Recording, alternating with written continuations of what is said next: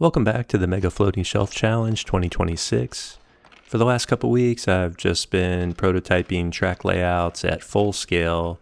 I've been 3D printing a bunch of vertical supports so that I could play around with grades and this two-layered turnaround here at the north end that I just finished. Now that the north blob is tucked into a corner and not sticking out into the garage door, I really like having the separated bullet train line and freight train lines now. So I'm going to keep this stacked reversing loop here at the north end. I'm going to have designated lines and no more micromanaging bullet trains and freight trains and no accidental meets. I have been testing out the height swapping at this north blob, so the freight train will climb up to the upper level and the bullet train descends down to ground level at the north end of the layout. And I think it just kind of adds something to the layout. I think if it's scenic properly and I get the terraforming right, it could make for some really interesting visual moments. I've also been testing this little interchange here that connects the freight line with the bullet train line.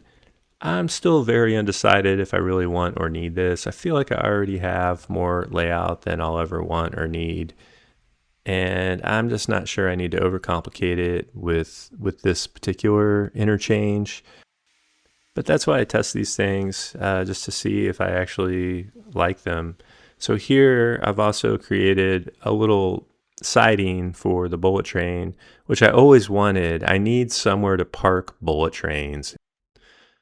But then once the bullet train's out of the way, then this superliner can pull on to the high-speed rail track. Obviously, this is not prototypical, super weird. This would never happen in the real world. This is really just me testing out a bunch of random ideas.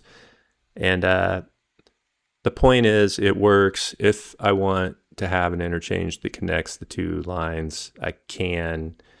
My gut instinct is that I'm going to rip it out and not have the interchange, but maybe keep the siding for parking bullet trains and possibly even turn that into like a terminus station. I think that would be cool and probably a lot more fun and useful than having freight trains running on the bullet train line up here.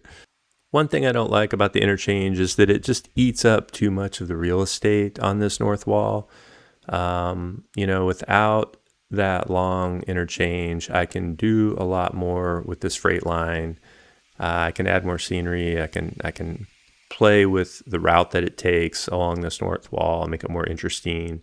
And I just feel like less track is probably better. So the more track I can rip out and still keep all the functionality that I really need, I think the better off I'll be. I think I'm starting to realize that I pretty much have everything I want on this layout.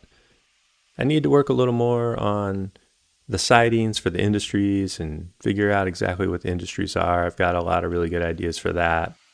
So the Mega Floating Shelf Challenge 2026 is half over. The year is about half done, which kind of blows my mind. I can't believe it.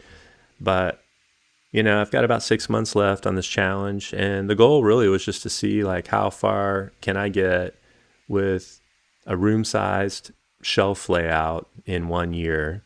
Last year, I built my first layout and it was a micro floating shelf challenge, and I think 60 centimeters was the constraint on it. So I was just running these Kato pocket line locos with 2 axles and all these really short 2-axle wagons.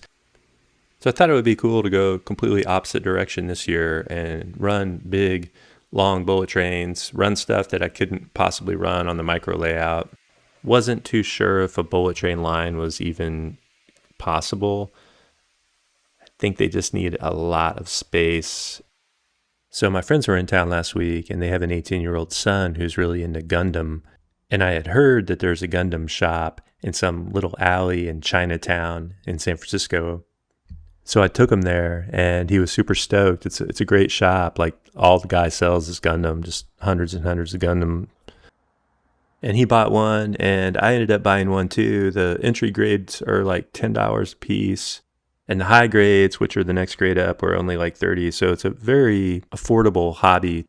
At first, I was just kind of doing it to bond with him, but I really ended up enjoying the build process. And, I experimented with weathering and painting, and I bought a little scribing tool and scribed my own panel lines and the shield and the boots and stuff.